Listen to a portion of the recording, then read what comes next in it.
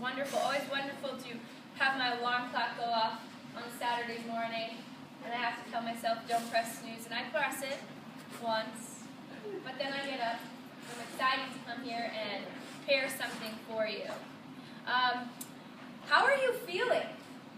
Week 3 at the end of week 2, going into week 3 is often discouraging. Maybe your mind may have kind of spread out a little, forgotten your main purpose. So we've come back together to discuss it, talk about it, see where you're at. I kind of want to get a feel for where you are at right now. Okay, when we look at the weight loss on the board right now, there's 55 pounds under week 2, which is great. Some people actually put a couple numbers under week 1, so we're not really sure where that all is, but we're still seeing weight loss, but some of you may have not seen any weight loss, not sure. We need to know that too. I want to know where your minds are at. How are you feeling? Are you feeling excited, motivated, encouraged? Or are you feeling discouraged, frustrated, and asking yourself, is it all worth it? So, I cannot right now at all tell by the looks on your faces. I mean, there's some of you that I'm seeing, you're like, yeah, I'm encouraged, I'm good, I'm ready to go, it's awesome. But then there's others who are listening intently and not making an expression. So I'm like, I don't know. So, one thing I was talking to Ryan, and I'm like, you know what, I'm going to bring up the sign-in sheet right now because it kind of goes along with what I'm saying. Right now, there's quite a few names on here that are not on here. And the names that are not on here also correspond to the people that haven't necessarily gotten involved in the program. Meaning they may not be taking some classes, and they're certainly not using the blogs. Guess what's happening to them? They're falling off the wagon. They're losing that spark that they had in the beginning. The fact that you guys are part of this social group right now, it's got to be so encouraging. I mean, ask yourself, what have you accomplished? What have you added to your life since you started this journey on January 5th? Have you done that? Because when I think about it, I get excited for all of you. When you come to me and you tell me your little accomplishments, things that you've done, things that you didn't think you could do, things that you overcame, starting something new. In the first week we talked about desire, right? You got to have a desire.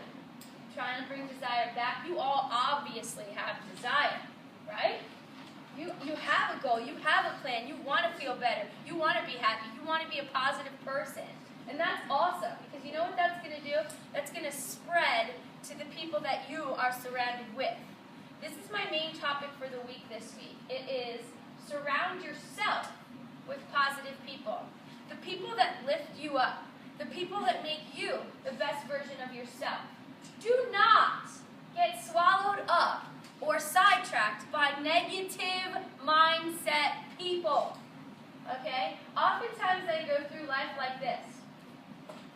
Because if I listened to all, which I did at one time, I got overwhelmed by the negative people. The people that said, you don't want to be married, because this is what happens. Well, sure, if you let your marriage go and you never do anything positive to help it, it's going to go somewhere down in the dumps. But I can't listen to those negative people because they're doing nothing positive to make their situation better. If they say, this world's just, all these kids are terrible. Well, I mean, yeah, sure. If you allow that to be your mindset, then you're going to think all the kids in the world are terrible. But they're not. Oh my goodness, they have tons of potential and we have to bring that out in them. And where does that start? But from the people that they look up to. So, if you are positive-minded, if you have that positive mindset, you can change your world and change the people around you.